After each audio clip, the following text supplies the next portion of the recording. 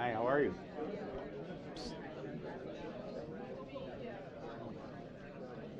You can say hi, but we're live now. That's okay. Just so you don't call me anything bad or.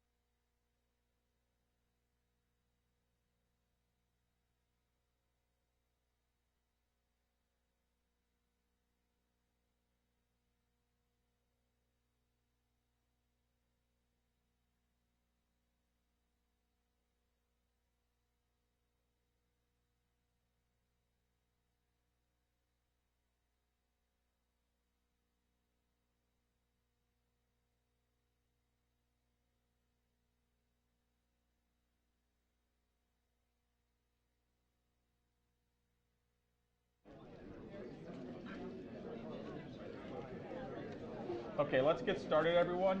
If I can have your attention. Ding, ding, ding. No, I'm not kissing. Welcome, everybody, to McDonald Hopkins. Thanks for coming out today. My name is Jim Steef, and I am the vice chair of our business department and the chairperson of our commercial finance practice. I want to welcome everybody here in Cleveland, as well as everybody who's joining us by live webcast, which is being broadcast on our website at mcdonaldhopkins.com. This is the second session in a three-part succession planning series that we're doing, and today's focus will be on family transfers, recapitalizations, and estate planning issues. I see a lot of familiar faces. Our first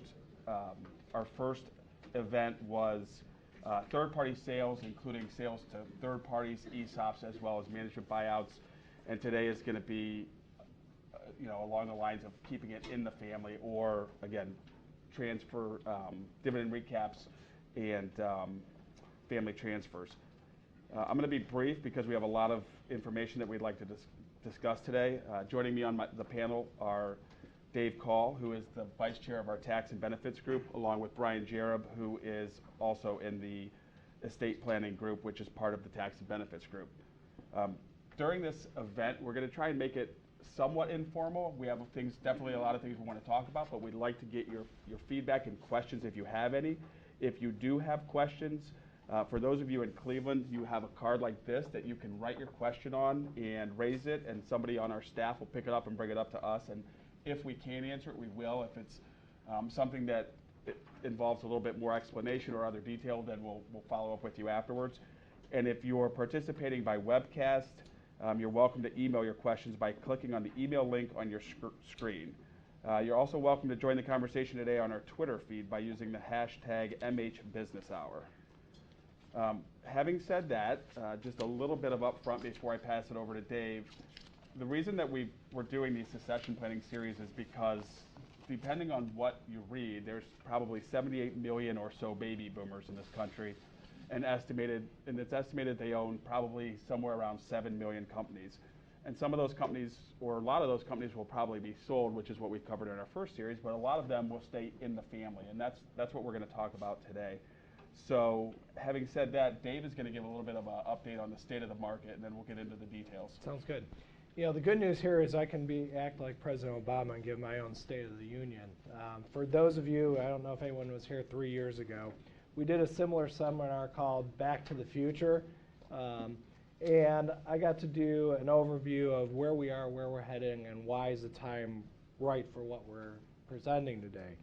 And I was going back to those notes, and the funny part about it is you're going to hear a lot of the same things. Not that it's because I'm boring, it's because when you look at what's happened in the economy, nothing really has changed in the past 3 years. So the question is going to be, when are things going to change? And last time I had my crystal ball out. I actually brought that little 8-ball and I was rolling it around to figure out what was going to change, and it said nothing's going to change, and I feel it's the same thing this year. But I think we're going to start seeing a little more movement. So what I'm going to do is I'm going to go through President Obama's State of the Union, and then I'm going to talk about a couple other things that are going to set the stage for this. But before I do that, I want you to think about what I'm going to talk about, because back 3 years ago in 2012, the slogan President Obama had was "Built to Last." And his policy was where everyone gets a fair shot. Okay? So the question is, what has changed between that State of the Union versus where we were back in January? And his slogan for the State of the Union in 2015 was, "Turn the page." And his policy was that we need to refocus on what his administration termed middle-class economics. And one of the quotes that I loved was, he said, "The shadow of the crisis is past, and the State of the Union is strong." And I sit there and think, well, how's that different from 2012? He basically just changed things a little bit and kind of reworded things. And so I started digging into it as far as what his proposals were, or the high priorities. Now I'm going to read off 7 things, and feel free to jump in and say whether or not you think that was from 2012 or 2015. So the 7 that I have, and I have 7 for each year: outsourcing, digital piracy, education, immigration reform, benefiting startups, focusing on R&D, and infrastructure. 2012, raise of hands. Who thinks that was from 2012? Okay, 2015. Well, guess what? It was from 2012.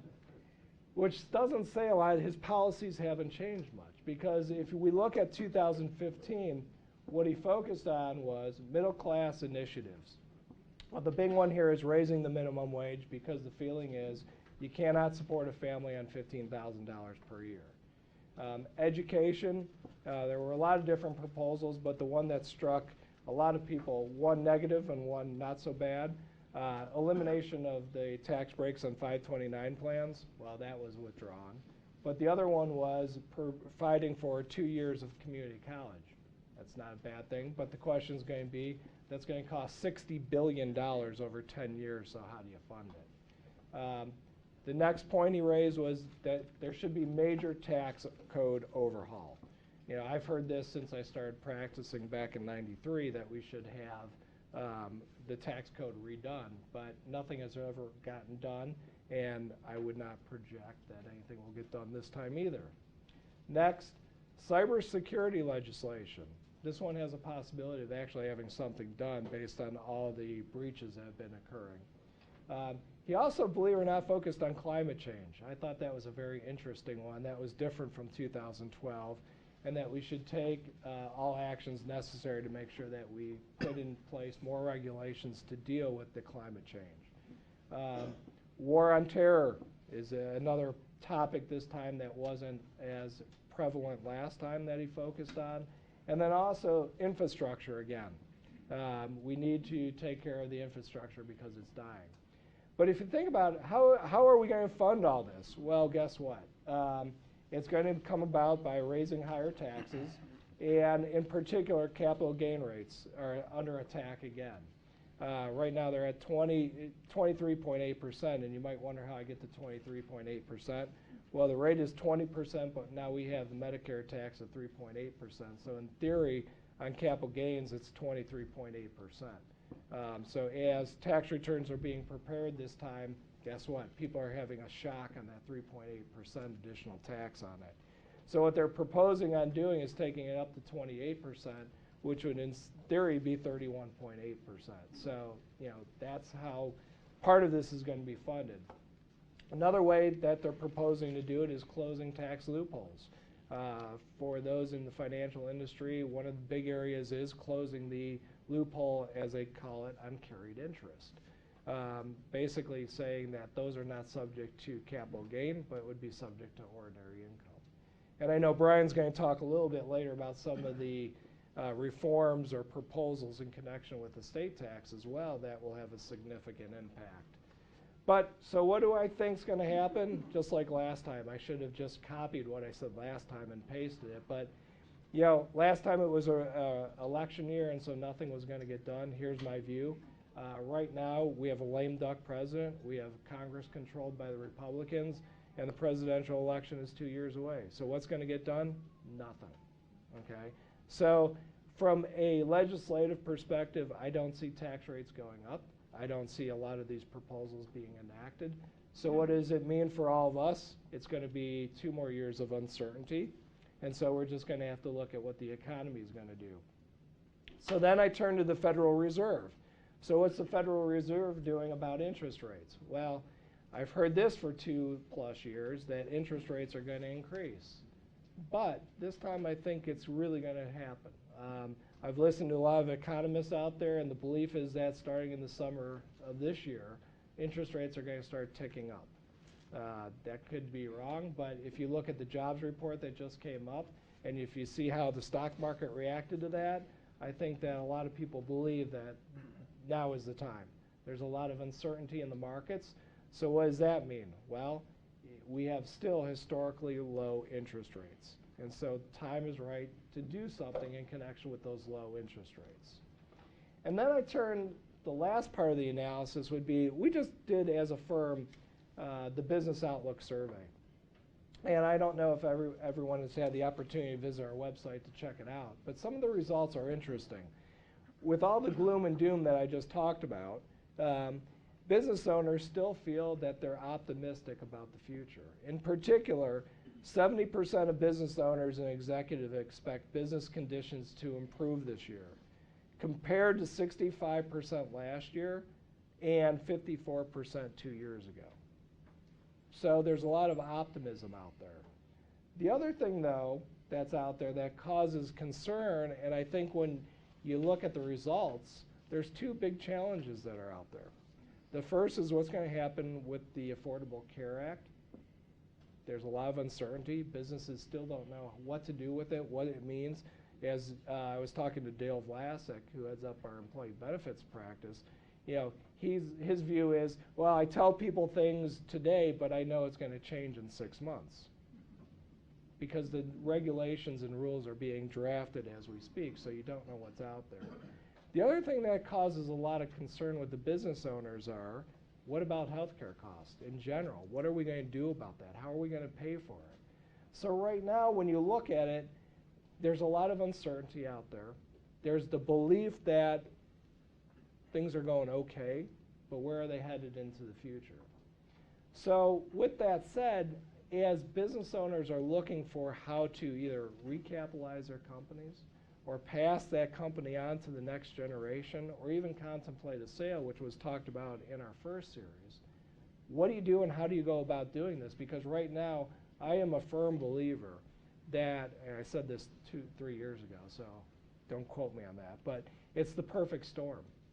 Because right now, I don't think we're going to be in a situation like this for many years to come, where you have low interest rates, people being optimistic about the future, and multiples on businesses have gone up. So the question is, what do you do, and how do you move forward with it? Okay, thanks, Dave. So what I'm going to do is start going in a little bit on what a leverage recap is, and like Dave said, why might now be the time to do it. So as far as the perfect storm, this really is an unusual time as far as interest rates being at all-time lows. Tax rates are lower, meaning that they're probably, no matter what happens with Congress or the president, with the amount of expenditures we have and the debt we have, there's a good chance they're going to go up. I don't think they'll go down at this point. Companies are in a position to borrow money. They've spent the last several years, since 2008, strengthening their balance sheets, probably eliminating a lot of debt. They probably have a lot of ability to borrow. And throughout this conversation, we're going to talk about borrowing money to do these things. And the idea is not to overborrow or borrow so much that you put yourself in a situation where you're stressed, but borrowing enough that you're comfortable with and then potentially using that money for something else. For anybody who's dealt with financial institutions recently or people that are in financial institutions, you know that banks are very willing to lend. They have a lot of money sitting there. They'd like to get it out and use it, and one of the ways they'd love to help business owners is through leverage recaps. And there's also private equity money that's sitting on the sideline, and they would like to also get involved to the extent there are business owners who are considering a leverage recap. So then before we, again, get into an actual leverage recap, from the from the mindset of the business owner, why leverage recap? Well, for a lot of small to mid-sized companies, the business owner's money is all tied up in the value of their business. They don't have a lot of liquidity. They own a company that's worth a lot of money. One of the things they can do with a leverage recap is diversify a little bit and take some or a lot of money off the table. You know, as Dave talked about the doom and gloom, which is sort of depressing, and it's nice to follow that act. I like being the Grim Reaper. You like? You Oh, think, wait, that's okay, so Brian. well, I'm just going to sit back and do nothing because it's going to be awful. But you know, the fact is, there are people who are nearing retirement age, or they don't have the rest of their life. They do have the rest of their lives, but it's not. They're ready to make a move. You know, it might not be where they can pass it along to their children, or maybe it is, but they want to take some money off and enjoy the rest of their lives. And there's different personal objectives for using that money, so that leads to maybe a leverage recap makes sense. So in the basic, Let me ask you a question on that though. But why is the business owner, if all their their wealth is tied up in the business, and that's their biggest illiquid asset, why do you think? And I know I'm putting you on a spot here. Why Why do you think that they're not willing to find a way to turn that illiquid asset into a liquid asset? Well, there's actually several reasons for that. One, they're not thinking about it. They're just continuing to move forward. Number two, a lot of times if they're thinking, okay, this business is doing well, it's growing. If I take the money out of the business, what am I going to do with it? I can't put it in anything that's safe. The stock market's up and down. Interest rates on CDs are less than 1%. So that's another reason why. A third reason why is, what was it? You tell me. I don't know. I'm going to ask Brian the same question, Well, so I'm I'm going to gonna put ask him you on. too. One of the other reasons is I don't think they know what to do. They're sitting there in just kind of a state of mind where they're like, I don't know how to do this because I don't trust the economy. I don't think it's improving. And where do we go from here? And the third thing is, and that I was thinking, but you're exactly right, is I don't want to lose control of my business. I mean, if I do a leverage recap, do I still control my business? And the fact is, you in most cases do, and we'll talk about that. But that is something else that business owners are not aware of. But I do have a question for Brian, though. Well, I want to say one thing. I think a lot of clients remember back to 2008. They remember to times when there were issues with their debt, and so they're going to be adverse to taking on debt. But Brian, as you're doing estate plans for these business owners, and they know their illiquid asset accounts for, what, 80, 90% of their net worth, and then if they pass away, they're going to have to pay tax on, or their heirs are going to have to pay the tax. How do you address that question of saying you need to do something now? Well, this issue frequently comes up in the context of a family business where perhaps there are 4 children, only one of whom is in the business, and the matriarch or patriarch of the business is trying to determine how they might equalize the shares of the inheritances of the children. And even if maybe if it's not perfectly equal, provide for some fairness in the estate. And by pulling some money out of the company through a recapitalization, you can create a pool of funds that can be used in order to help equalize, or at least make fair, whatever your definition of fair is, the distribution of the estate. One very efficient means to do this would be to take part of the funds that you pulled out of the company and to invest it in a life insurance policy, for example, held in an irrevocable life insurance trust. And if you do this properly, what happens is when the death benefit comes in, when mom or dad passes away, you receive the proceeds estate tax-free and income tax-free. So it's a very efficient way to create a pool of assets that can benefit some beneficiaries who might not be getting the business. You know, a lot of times kids, they really want a piece of that business even though they're not involved. And what they might not realize is that the business is not diversified, and it's going to carry a lot more risk than if they received cash and could invest it in a diversified portfolio. So the liquidity and pulling money out of the business and developing what I would call an independent source of wealth that does come up in many estate plans, frequently in the context of how to divide an estate that has 1 or 2 highly illiquid assets, especially where it's a business asset. Let me follow up on that. So let's just take an example. Let's say I'm a business owner and my business is worth $20 million, and that's my only asset, and then I pass away. What happens? What happens? Yeah. Well, the asset's going to pass under your estate plan, however you've got it set up. Depending upon how it's designed and whether or not you have a surviving spouse, there's going to be a different estate tax calculation. Let's assume I don't, because I want to get to the point of what happens to that business, because you ultimately have to pay that estate tax. Right. So what would happen then is you would have an exemption of $5,430,000 against that liability. And you would end up paying an estate tax of 40% on the excess over. So be But I had no other assets, so what happens? Well, then what happens is you have to figure out how to create liquidity, either by borrowing the money then or by perhaps selling the business at a time you really don't want to sell it. And that's the only reason I brought that up, because a lot of business owners aren't thinking far enough ahead on that, from the standpoint of, if my sole asset is an illiquid asset and I pass away suddenly, guess what? Now all of a sudden that business is probably going to have to be sold, and it's going to be sold at a fire sale in order to pay the estate tax.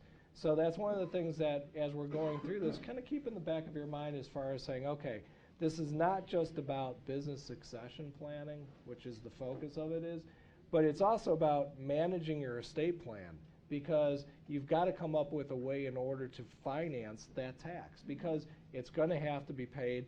The estate tax is not going away at the federal level, unless you're going to tell me later that it is. Highly doubtful. Okay. So that's, as we go through this, kind of just keep that in the back of your mind. So that's an excellent point. There are reasons, despite the doom and gloom that we initially talked about, that now really might make sense to enter into a leverage recap. Estate planning purposes, taxes are going to go up. It's the perfect storm. So the question is, what is a leverage recap?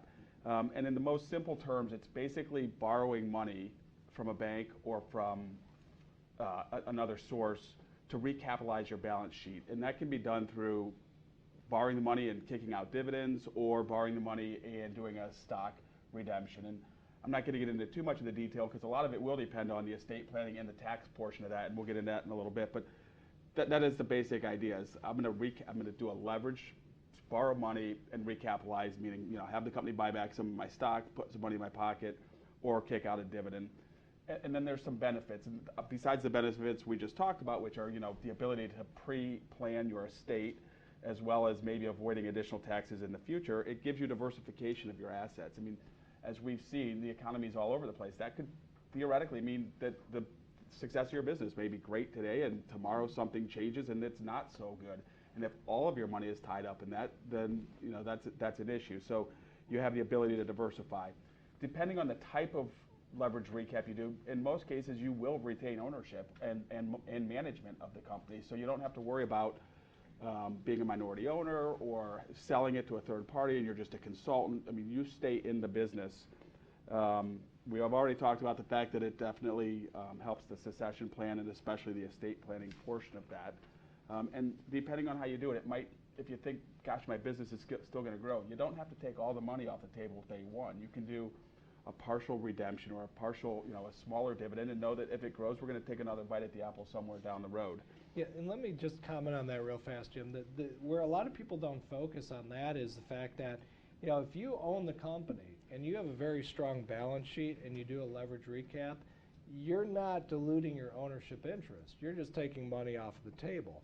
So while you might be weakening the balance sheet a little bit, down the road, 3-5 years, you can turn around and sell the business, and guess what? You've just had that second bite at the apple, so that you took money off the table back in 2015, let's say, and then 2020 you completely sell the business. Guess what? Now all of a sudden you can look at it from a cash flow perspective along with your estate plan needs and say, well, wait a minute, I just took money off in 2015, and then I turned around and I sell it in 2020. This is great, because now I've maximized my return, because hopefully during that 5-year period you're also paying down your debt as well, so you're bringing back the value of the company. Now, caveat there is we don't know where the economy is going. We don't know where interest rates are going. We don't know where multiples are. But at least you're positioning yourself to the place where you can have that option, because right now you don't have that option. So it's just something else that I think that is really important for that business owner to think about from the standpoint of being able to take money off the table today and in the future. And I think the last thing I'm going to talk about before we talk about the different ways to accomplish a recap is there are risks involved, and we've talked about a lot of them. And some of them are psychological. You know, the people that did go through 2008 and think, I don't ever want to borrow another penny again. And if you talk to some of the bankers in this room, they'll tell you that a lot of their borrowers have lines of credit that they rarely use because they're totally against borrowing money. We're not advocating, again, over leveraging or borrowing so much money that you put a cash flow stress on the business or the business is over levered, but there is a healthy amount of debt that a business can service. And like Dave said, over the next several years, pay it down and you get that second bite at the apple. And the question is, you know, how much? And I'm sure that your bankers would be happy to talk to you about that. You probably have investment advisors who can do that. We'd be happy to talk to you about it. But you know, the risk is basically psychological and financial. You know, I don't want to put too much debt on the company, and I think that's, you know, very easily accomplished for a strong company. Having said that, let's talk about some ways to accomplish a recap. Yeah, I think that, you know, there's a lot of different meanings to what a leveraged recap is, and there's a lot of confusion in the marketplace, especially for some of the closely held business owners regarding what is a leveraged recap. And in its simplest sense is simply, I've got a strong balance sheet, I go to the bank, I get new debt on my company, and I take that money out of the business. Seems pretty simple. That's what I'll call the generic recapitalization. But there's other ways to do it as well. And one of the things that we can think about here is, you know, a recapitalization could involve the sale of a minority interest in the business as well. Because all we're trying to do is get money out to that business owner. And so what I think you really need to focus on is sitting down with that business owner and saying, what are your goals and objectives first? Because unless you know the goals and objectives of that business owner, because this is where the whole business succession planning along with estate planning kind of kicks in, because, you know, that asset, again, remember, it's an illiquid asset. So the business owner, if they ever want to retire, has to figure out how much cash flow they need in the future once they retire and essentially take care of their family down the road. So a lot of that's going to be a give and take between their estate plan and their business succession plan. Because without looking at that, you're not helping your client. You're not helping that person achieve the goals and objectives. So it might make sense to do just the debt recap. It might make sense to sell a minority portion. It might make sense to, and I hate to say this, make your kids buy part of the company. And that's, you know, I do a lot in the closely held market. And one thing that I've noticed, and I can testify on this one, that the way to get your kids involved in the business and make sure that they're invested and are interested in it, don't give them the company. Don't give them stock. Make them buy it. If you make them buy it, they'll have a vested interest, because the success of that business will relate as far as their capital that they put into it. So they'll be less likely to walk away from the business than if you simply just gave it to them. So however you want to structure it, you can. That even includes bringing in private equity, because private equity has a lot of money on the side, so they might be willing to buy a minority interest in the business. So the last part. I'm coughing. So You okay? Yeah, I'm all right. Okay. I'm not dying yet. Brian doesn't need to help me. So Yet. one of the things we got to focus on then, how do you plan for it? If you decide to want to do a leverage recap, how do you do it? Start it now. Because from the perspective of, don't think you're going to be able to do this next month. You'll be lucky if you'll be able to get everything done before the end of the year. So start now in connection with it. The next thing is, sorry. You take a sip while he's taking a sip of water. There's when Dave says start it now, it's for a variety of reasons. But one, the first thing is you have to figure out, what do you even want to do? Like he said, the first is, what is the goal of the owner? And based on that goal, then you're going to get third parties involved. It's a fact, and that includes banks or private equity players, and they're going to need time to understand what you're going to do, and there's time that it takes for them internally to figure out what they can do. So just from the lending side, it does take time, and we're in, I guess it's March, but it sometimes can take a few months to get things rolling. Well, and in particular with a leverage recap, you're going to have to get a valuation done on the business too, because at the end of the day, you want to, as a business, I'll tell a funny story. There was a client I represent that we were going through the business succession plan, and they sat there and said, you know what? There was it was a family involved. Father owns a business with the kids, and the kids wanted to figure out, how can they get control of the company? How can they get the business? So I sat them down and I said, okay, there were 2 kids involved, and I said, each one of you write down on a piece of paper what you think the company is worth. And one of the kids wrote down a value that was around $20 million, and the other kid wrote down a value that was at $3 million. So I sat there and I tried to explain to them, okay, this is the reason why we need to get a valuation done, because the individual that said the company is worth $20 million, well, guess what? If we're going to transfer the company based on that valuation, and I was preaching to the choir about doing a part gift, part sale, the sale portion of that would have been quite large, and they would have had to pay for that over years. Versus the $3 million, who, if you look at the business and say, well, Dad, invested his whole life into this business. If you're telling me that Dad's only going to get $3 million for the rest of his life, good luck, because that's not going to be enough from a cash flow perspective. So it brings credibility to the process, especially when children are involved in the business, because you can sit there legitimately with them and say, you know what, Dad did this business, Dad invested everything in it, and we're not just going to transfer it over based on what we think the value of the company is. So I really push with all my clients to get a valuation of the business done prior to embarking in a business succession plan, because that way you understand what you need to do, what you can do with the business, how much cash you can get out of it, and even see if the patriarch of the family can retire based on the valuation of that company. Because what you might find out is that they can't. Which kind of goes into the next part of the analysis, and this is where the team approach comes in. The patriarch that owns the business, they have to sit there and do a cash flow analysis. They have to figure out what they want to do with the cash when it comes out of the business. Is this something that they're going to be able to retire on? How much money do they even need in retirement? There's so many meetings I go into that you have the owner of the business sit there and say, well, you know what?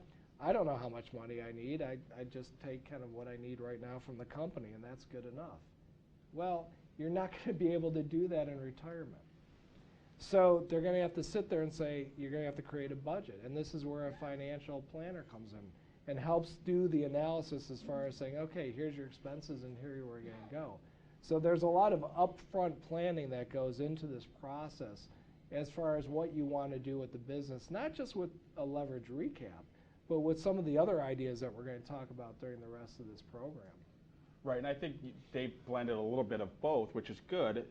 Depending, if you're just going to take a dividend and continue to run the business, then the valuation may or may not be as important, and the cash flow analysis may or may not be as important because you're still going to own the business. But that's a good transition into, well, what if we're going to transfer it to other people in the family? And one of the ways, like Dave said earlier, is you could sell it to your kids and keep them vested. The other way is you can gift it. Both are going to have estate planning consequences, and why don't you lead us into that? Before we jump into that, one question I had for Brian on this would be, because I already touched on some of Obama's proposals, from an estate planning perspective, what are some of the new things that are out there, and which ones do you think even have a chance of sticking? I don't think anything rash is going to happen with any of the estate tax-related or gift tax-related laws. I don't think there's any emergencies where one has to rush to do planning. However, the various proposals for reform give us a clue of how the winds might be blowing and possible developments we might see down the road. And it's always better to do your estate planning deliberately and thoughtfully, taking advantage of opportunities that you know that you have today, rather than waiting until there's some horse trading done in Congress, and then all of a sudden there's an important planning technique to be lost. The president's proposals that were, I think they came out on February 2nd. They basically are a roadmap of just about all of the estate planning techniques that work well. So if you just read the proposal, you can tell, if you're a business owner, this is what I should consider doing, because they're basically, a lot of these vehicles are attacked.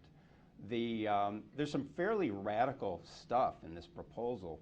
One is that there would be a deemed sale of assets whenever you give away anything, or even on your death, when you pass away and your assets pass to your kids, there would be a deemed sale of your assets and a capital gains tax at that time.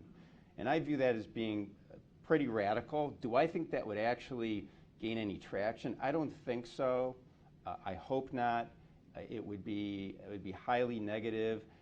There are some exemptions under the proposal where a married couple could exempt $200,000 in assets plus a $250,000 exemption for the home. But when you look at that tax is designed not only to save or to raise money, but it's also designed to cool off gifting. The government evidently believes that gifting is a good thing because they're trying to basically put a stop to it or really cool people off. Brian, on that though, okay, so would that be a double tax then? Well, because there would be. Wouldn't they get taxed from an estate tax perspective as well? Somewhat of a double tax. There would be an estate tax deduction for the capital gains tax paid, but based on the calculations I have seen, it still results in about a 57% tax. Now, 57% is not a tax; that's confiscation when you get up to that high. It's a very high rate of tax. So they're not eliminating the estate tax; it's still there. Oh, the estate tax is still there. Okay. Absolutely.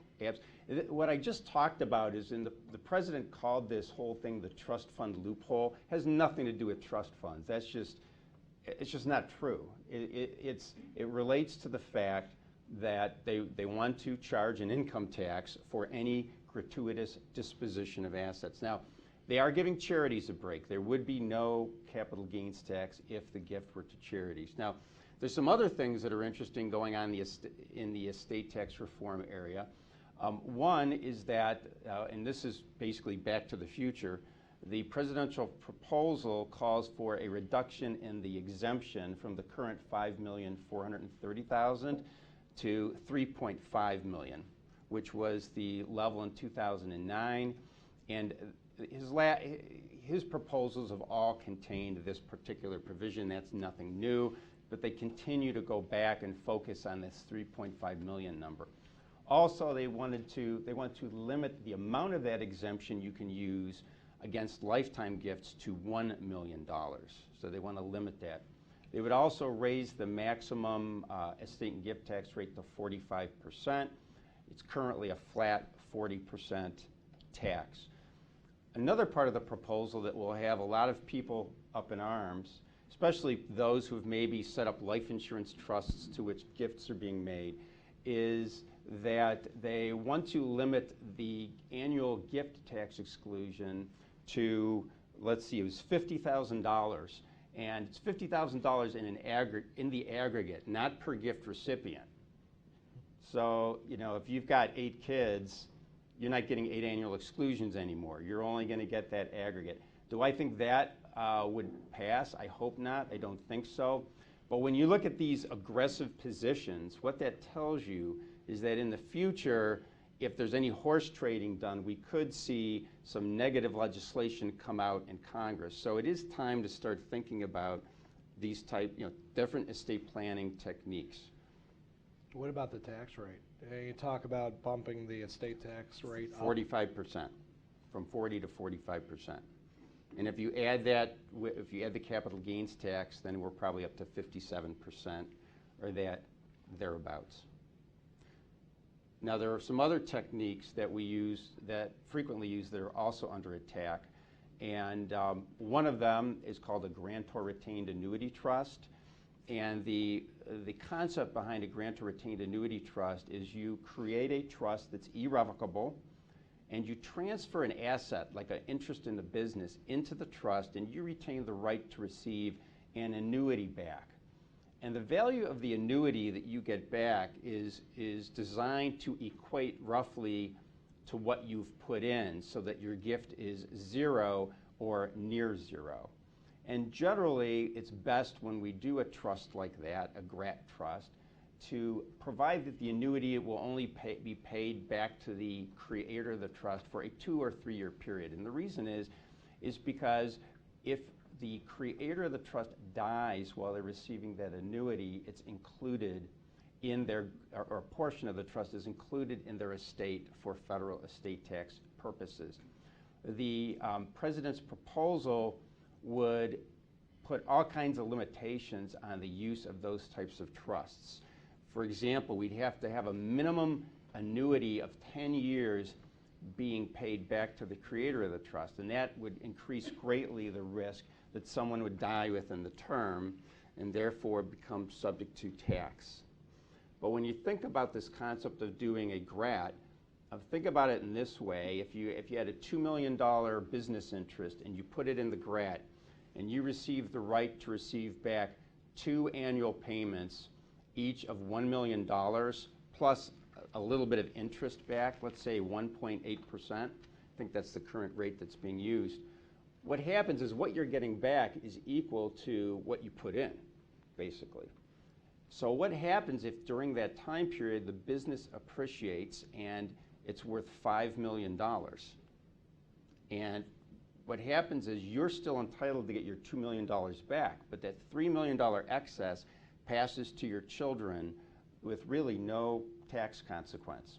So it's a very valuable tool that the government is trying to shut down in this proposal. But the likelihood of increasing that much over a 2 year period is not very high versus a 10-year GRAT. Mm-hmm.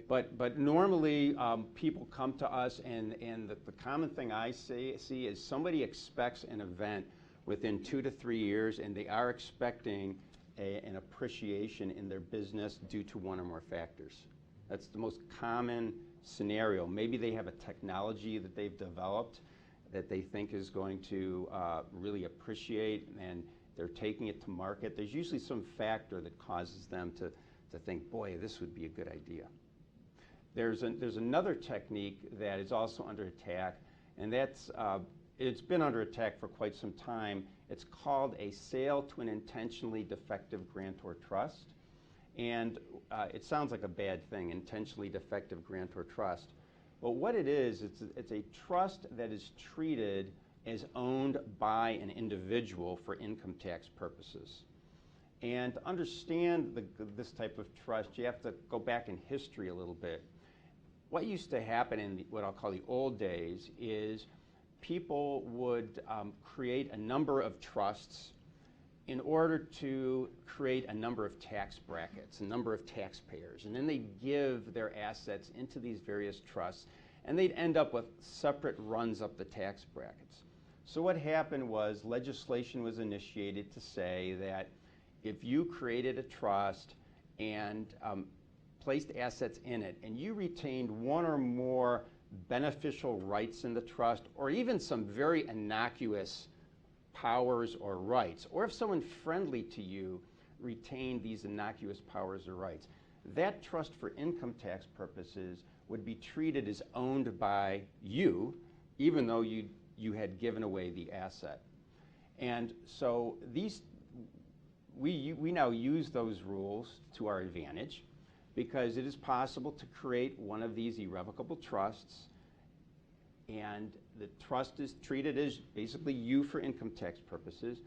You can then sell assets like a business interest to that trust, and because the deal for tax purposes is deemed to be a transaction between yourself and yourself, you can't have any kind of taxable event. And so we've done many sale transactions like that. It's a good way to sell assets to your kids, because you can do it without any tax consequence. Now, there is some issue that may arise if you pass away before the note is paid off, but it's a great way to transfer a business to your heirs, but at the same time retain some cash flow. Because during the time that the note is getting paid back, the patriarch or matriarch is receiving those payments back, but it's an income tax-free transaction because, again, they're treated as being the buyer and the seller. So going full circle, you're saying that that's one of the techniques that we should consider in our arsenal when we're trying to get an illiquid asset into a liquid asset. Right, and the reason is, again, this type of trust has been picked out for special attention in the presidential proposal. The gist of the presidential proposal, although it's kind of foggy like today is, the gist is that if you create one of these things and then pass away, any appreciation that happens after the sale transaction is brought back into your estate. So that basically quash our ability to effectively use that technique. Now, do I think that has a chance in the near future of passing an enactment like that? I don't think so, but I could see down the road, especially as you hear in the media complaints about gridlock, and gridlock isn't always a bad thing, as we've probably learned, but when we hear these complaints about gridlock, and if we end up with some horse trading in Congress, you could end up with something like this sneaking through. So it's better to do it now while you know you can do it, and when you can do it deliberately and not have, when you don't feel like you have to rush to get it done. So if I'm hearing you right, the two major benefits of an IDGIT would be, first, you get cash. You get cash. And that will help diversify your holdings because you can invest it any way you want then. Right. And then the second would be an estate tax freeze because any appreciation from that sale point forward is out of your estate. Exactly. And there's another benefit, and this benefit might actually provide more tax savings than the initial sale transaction itself, and that is after you complete the sale transaction, you are still treated as the income tax owner of the trust. So over time, you are going to continue to pay income tax on the trust's income. And every time you write a check to the IRS for that income, what you're doing is basically making an additional transfer of wealth to your heirs, because that your payment of that tax is allowing that trust to appreciate. Who are the beneficiaries of the trust? It's whoever the creator of the trust decides should benefit. It's usually children, it might be nieces or nephews, and you can design the trust in a variety of ways. You can design it so it's generation skipping, so it goes on forever, so that you can basically avoid all generations of estate tax. And by the way, that's another little part of the tax proposal. They want to limit how long a trust can be exempt from estate tax to 90 years. Currently, it's possible to create a trust that lasts in perpetuity, and you can use what's called your generation skipping tax exemption to exempt the trust, and then it can pass through your generations, your family's generations, without being subject to an estate tax. Well, one of the proposals is after 90 years, the trust would lose its exemption. So one of the other benefits then of the IDGIT would be to basically pass that on to your heirs in a tax-free manner. Yes. So you then would have your children running the business after the note was paid off, or you could. You could. You can, let's suppose you wanted to do one of these sales, but you still wanted to vote company stock. You wanted to still have control. You can do another type of recapitalization that we haven't talked about today, and that's to recapitalize your company into voting and non-voting shares. And then you could actually do a 99-to-1 recap where there's 99 non-voting shares issued for every one voting share, so that 99% of your company is in non-voting shares. You could then sell those shares to the trust, and that's actually okay. Non-voting stock is approved of in the regulations. You're permitted under the federal tax code to sell non-voting stock, or in fact give away non-voting stock and retain the vote, and that is not deemed to be any kind of string that would cause the stock to be included back into your estate. And I would assume you would get a discount on the non-voting stock. You if you would, sold it. that's a good question. You would get a discount on the valuation. You'd get a discount because it's not marketable on a public securities exchange. You'd also get a discount because it's a minority interest, and then there'd be a little bit of a additional discount for the non-voting aspect. Okay. So there would be, and discounting is one of the good reasons to make gifts, because when you think about it, if you give something away at a discount during your lifetime and it's counted in your tax calculation at a discounted value, that's better than holding it until you pass away, and then what happens is you've got the entire piece of the business, and so you're not able to discount at that point. What's the planning to do, though, if I just did a recap with voting and non-voting stock? What can I do with that? Couldn't I accomplish that? I don't want to screw around with a trust, and I want to get ownership to the kids. What do I do? There's a couple ways you can do it. You could do an outright gift to the kids, just outright gift, and keep it simple. You can also do just a straight sale with income tax consequence to the kids, a regular installment sale or cash sale. And those would be simple ways to get to the same place. But if I did it with the non-voting stock, I'd still get a discount, though. You could discount the purchase price if it were a sale, or if it were a gift, you would get a discount on the valuation. So if I still have that $5 million exemption, yes, and I have stock worth, let's just say, $7.5 million, and I discounted that to $5 million. That's right. You can give away the 7.5, but it's really worth 5. So the value here is getting a valuation done. So it kind of goes back to the point that I was raising on the leverage recap. It all goes back to get a valuation done on the company. And from our perspective, one of the things that I highly recommend to any company that doesn't have this currently is create 2 classes of stock, voting and non-voting. Whether you're an LLC, S Corp, or a C Corp, it can be done. It's allowed, it's permitted, and then therefore you get the discounts in connection with the non-voting stock. So it enables you to have different alternatives as far as what you're going to do, whether it's a leverage recap, whether it's a sale to an intentionally defective grant or trust, or if it's just an outright gift to your children. So, one thing we haven't talked about is charitable planning and how that might fit into all this. I think many parents are now charitably motivated, and there's been somewhat of a movement and thought in this country, and many parents are coming in and they're really asking themselves, how wealthy do we really need to leave our kids? And they're rethinking the whole aspect of what they should leave for their kids and how they might teach their children to be good stewards of the wealth that has been created. And charitable planning can be an invaluable tool both from an estate tax planning perspective and income tax planning perspective.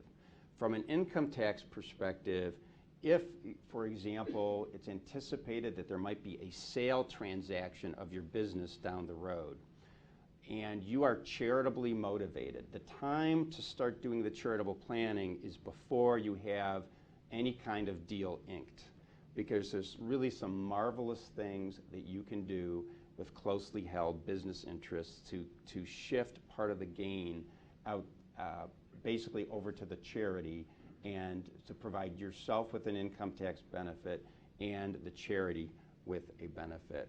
We've done a number of transactions, for example, where people have gifted closely held business interests into donor-advised funds prior to a sale transaction, and prior, very importantly, prior to any binding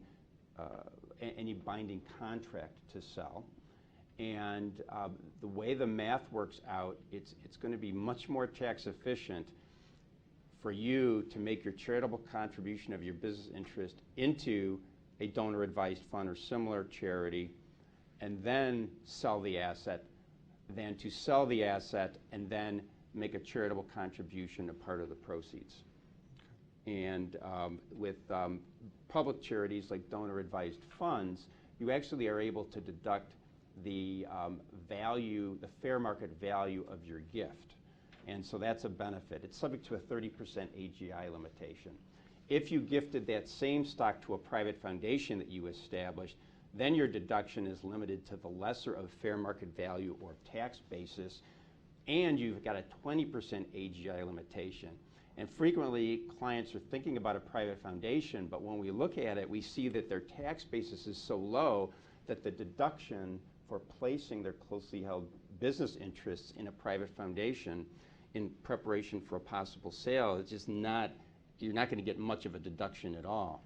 So in that instance, you kind of shift your thinking and you start looking at something like a donor-advised fund, if to the extent that the client would like some input on what happens to those charitable dollars.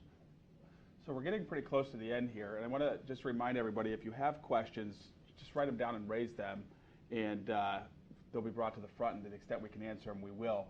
We did get a couple questions online that we're going to quickly go through, and then we'll wrap it up. But I'll take the easy question first, because it's the easy question. But one of the questions was, can I give some examples of current market metrics, EBITDA multiples, and enterprise values? And I think we've talked a lot about this already, but the current banking market metrics are interest rates are low, and banks are definitely willing to lend. So to the extent you're going to do your leverage recap, or like Brian was talking about, use some vehicle to get the company into the hands of your children, and that involves borrowing money, now is definitely a good time to do it. Multiples, there's not any number I can give you. I could say 6, 7, 8, but it really doesn't mean anything. I can tell you that multiples are historically high. We talked a lot about multiples in the sales to third parties. Brian and Dave, when you're doing these valuations that are necessary for internal transfers, for lack of a better word, they're going to, I think the valuation companies will base them on current market multiples. And so I think it is really important to consider your estate planning up front, because multiples are high, so your valuations are going to be a little higher than they were in the past. And so using one of the tools that Brian talked about to avoid taxes is important. And while it isn't something your clients or your businesses or people you know need to do today, the sooner the better. I mean, the laws will change, taxes are going to go up, the estate planning laws are going to change. And so if you're like me, a lot of what Brian said to you is probably pretty foreign, and that's okay. That's why Brian's here. If you have questions and want to transfer stuff to your children or to other people in your family, call Brian or call somebody here, and we can sit down and, again, figure out what you want to do and go through specifically what works for you as far as types of estate planning tools. Having said that, one of the costs we had, and I know this will put Brian on the spot a little bit, but one of the questions we had was, what is the cost of this? How much does it cost to do an estate plan? Which I know is a very general question, but I'll let you take a crack at it. I'll take a crack at it. Wow. There's certain standard setups for estate plans. Like if a couple comes in and they have no federal estate tax issues, and let's remember, we have a current federal estate tax exemption of $5,430,000 per person. So if you're married, double that, and that's the amount, your estates would have to exceed that to generate a tax. So if we were to do a plan that just involved basically leaving everything to the surviving spouse and then a trust for kids to take care of the kids if mom and dad passed away, including meetings, drafting, and the assets involved, because we can get into some assets that can be difficult to deal with. It's going to be between $3,500 and $5,500, just broadly speaking. If we're doing an estate plan that involves some federal estate tax planning, and a fairly common scenario is where husband and wife each have a trust called an AB trust, and it's designed to use that $5,430,000 exemption on the first death rather than waiting to the second death to use it, then you're probably talking more in the range of $5,500 for everything. And that plan includes not only the will, but the two trusts, powers of attorney for finances, powers of attorney for health care, living wills. It includes more than just will and trust documents. Now, over and above that, there's other vehicles we can add on to that, like irrevocable life insurance trusts and things like that. Yeah, you don't need to get into all those specifics, but that's a good example of the basic costs, while not cheap, are not outrageously expensive, and they're a good way to get the estate plan started. And then as other things pop up, I know that Brian and the other people in the group are always happy to talk about the plan and what it's going to take and what it's going to cost before you do it. So it's definitely becomes the choice of the person doing it. Right. For the most part, you know, estate planning fees are predictable. From time to time, you will run into an issue that was unexpected, but we believe that predictability is, you know, surprises are nice, but not if it's legal fees. So. Right. One of the other questions that we won't mention today, because we spent a lot of time in the last session, was a question regarding ESOPs. And I'll just use this opportunity to say, to the extent you do have questions on the prior seminar or something today that doesn't get answered, we're all more than happy to answer your calls. We don't start the clock. If you have questions, just give us a call, and we'll do what we can to get you headed in the right direction. And if it leads to something more significant, then hopefully that's good for you and it's good for us. But we're happy to give the initial advice and anything we can do to help you get where you need to go. We're happy to pick up the phone and do that. And then there were a couple more, and instead of reading them, I'll let Dave. Yeah, since we're almost out of time, I'll cover the easy one, obviously. What is the best way tax-wise to transfer business to one family member who is also an employee? Okay, my answer is going to be complicated because I'm going to say from a tax perspective, the easiest way to do it is just gift it. There's no tax consequences, assuming it's under the exemption amount of $5.43 million. However, I don't believe that's the best way to do it. So I think that there needs to be skin in the game, as we talked about before. So prior to doing any type of transfer like that, consult your attorney, consult your financial advisor as far as what's the best way for you to accomplish it. Because the tax, I have a saying, don't let the tax tail wag the dog. Don't make a decision solely based on tax. So with that, I think we're out of time. We are out of time. So as we said, we promised to conclude today at 1 o'clock. For those of you viewing the webcast, you can still email questions to us, and we'll do our best to get back to you. We will definitely get back to you, but we'll do our best to get back to you with an answer or something that's helpful. For those of you in Cleveland, you're welcome to stick around. I know just from looking around the room, we do have bankers, we have investment advisors, we have business owners, we have consultants. So, stick around for another few minutes, and maybe there's people here that can help you or would be good for you to meet. And thanks for coming. And I'm going to ask Deborah, who's in the back, our last seminar, she doesn't know either, is in April. We'll send out an email. Everybody will get the information, and we'll go from there. Wednesday, April 22nd will be, if you're actually going to sell it, preparing your business for sale, Wednesday, April 22nd. Thanks, everyone.